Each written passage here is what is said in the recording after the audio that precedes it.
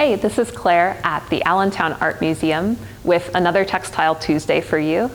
This segment is part of our series about Angela Fraleigh, Threaded with Moonlight, which is our current exhibition featuring new work by the Allentown-based artist Angela Fraleigh, which was inspired by the museum's textile holdings and the history of women's work and textile creation.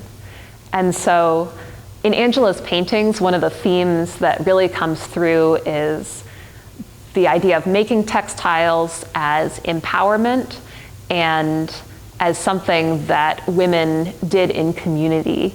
And so I wanted to show a real life example from the collection of a Suzanni, which is this large embroidered hanging from Uzbekistan, and how this tradition, how that kind of history fits into the stories that Angela is telling. So Suzannis were made by women in urban centers in Central Asia. And these floral designs, which you can see Angela incorporates some of these, she references them in her paintings.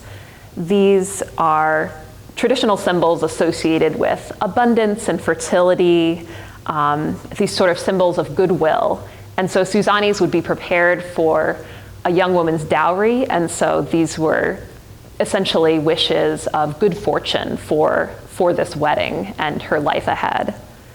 And so to create a Suzanni, communities worked with a draftswoman. This was usually an inherited position that was passed from mother to daughter.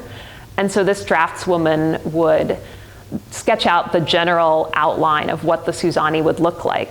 Sometimes particular families had particular patterns or designs that were associated with their family that she would create. And so the Suzanni was actually, the fabric would be in narrow widths that had seams joining them together.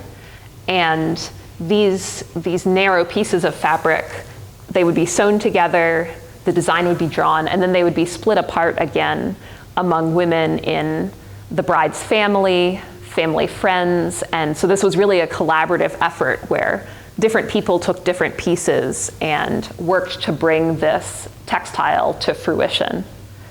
And in this society, women largely lived more of a sequestered life. They socialized in courtyards in these urban dwellings that had gardens. And so the floral themes in the Suzannis also kind of reflect this, this feminine space, these women's world.